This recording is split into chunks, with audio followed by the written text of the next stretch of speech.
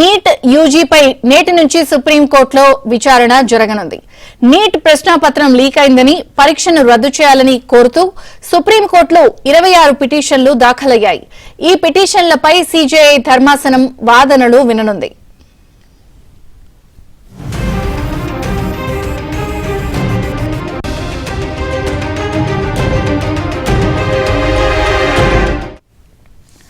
కాగా neat paper leakage వ్యవహారంపై కేంద్రం ఇప్పటికే సుప్రీంకోర్టులో అఫిడవిట్ దాఖలు చేసింది.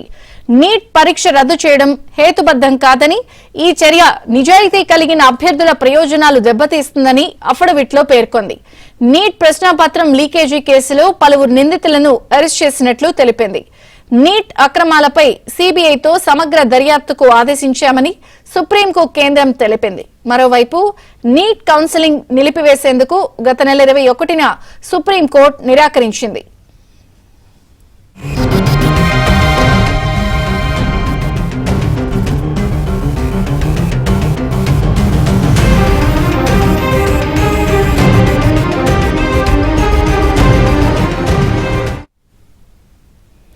నీట్ పరీక్ష రద్దుకు సంబంధించి ఇప్పటికే 26 పిటిషన్లు దాఖలైన నేపథ్యంలో ధర్మాసనం ఈ పిటిషన్లను ఈ రోజు విచారించే అవకాశం ఉంది. అయితే ఇది హేతుబద్ధం కాదని ఇప్పటికే నీట్ దానికి సంబంధించి ఇంకొక పిటిషన్ దాఖలు చేసిన నేపథ్యంలో ఏం జరుగుతుంది అనేది ఉత్కంఠ నెలకొంది. సో మరిన్ని వివరాలు ఢిల్లీ నుంచి మా ప్రతినిధి సతీష్ అడిగి తెలుసుకుందాం. సతీష్,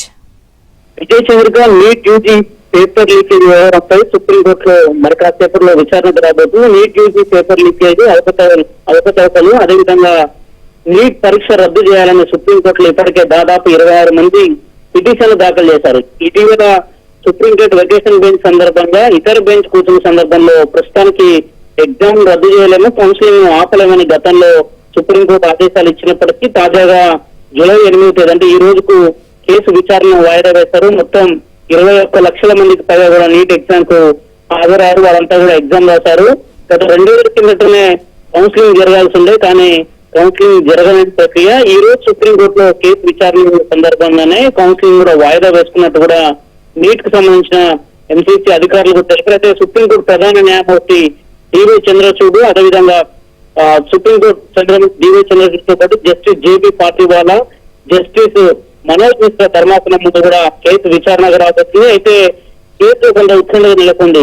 ఏ తీర్పు ఇవ్వబోతుంది, ఒకవేళ వాదన సుదీర్ఘంగా జరిగితే ఈ రోజే కేసుకు పురుష పెడతారని కూడా చూడాల్సింది. అయితే ఇప్పటికే కేంద్ర ప్రభుత్వం సుప్రీంకోర్టులో నీట్ పేపర్ లీకేజ్ వ్యవహారంపై ఒక అఫిడవిట్ ను కూడా దాఖలు చేసింది. నీట్ పరీక్ష రద్దు చేయడం హేతుబద్ధం కాదనే అంశాన్ని కూడా ప్రధానంగా అఫిడవిట్ లో పేర్కొన్నారు. ఇది అభ్యర్థుల యొక్క ప్రయోజనాలను దెబ్బతీస్తుందని కూడా స్పష్టం చేసింది కేంద్ర ప్రభుత్వం. నీట్ ప్రశ్నపత్రం లీకేజ్ కేసులో ఇప్పటికే పలువురిని అరెస్ట్ చేశారు. దీనిపై సీబీఐతో సమగ్ర విచారణ చేస్తున్నామని కూడా కేంద్ర ప్రభుత్వం దాఖలు చేసిన అఫిడవిట్ లో పేర్కొన్నారు. ఇక నీట్ పరీక్షను ఇప్పటికే విడుదలైన ఫలితాలను రద్దు చేయడం సహేతుకం కాదనే అంశాన్ని కూడా పేర్కొంది. ఎక్కడైతే సెంటర్ లో పేపర్ లీకేజ్ అయిందనే వార్తలు వస్తుందో అక్కడ విచారణ చేస్తుంది. ఒకవేళ సుప్రీంకోర్టు దాకా ఈ వాదన తీసుకుంటే దాదాపు 23 లక్షల మందికి పైగా కూడా నీట్ ఎగ్జామ్ రాసినట్టు ఇప్పుడు అధికారికంగా తెలుస్తుంది. కానీ ఖచ్చితంగా ఈ కేసులో ఈ రోజు విచారణ జరిగితే ఒకవేళ నీట్ పరీక్ష ఏ సెంటర్లలో మాల్ ప్రాక్టీస్ జరిగింది, ఏ సెంటర్ లో పేపర్ లీక్ అయింది ఆ సెంటర్ వరకే పరిమితం చేస్తారా, లేదంటే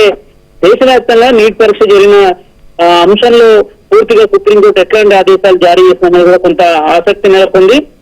10:30కు కేసు విచారణకు రాబోతుంది. ఇక 10:30 నుంచి 8 గంటలకు కేసు విచారణ జరుగుతుంది. దీనిపైన ఈ రోజు స్పష్టత వస్తుందా రాదనేది కూడా చూడాల్సి ఉంటుంది. లక్షల మంది విద్యార్థుల యొక్క భవిష్యత్తు మాత్రం ఇప్పుడు సుప్రీంకోర్టు ఇచ్చే తీర్పు పైన ఆధారపడి ఉంటుంది. Thank you Satish.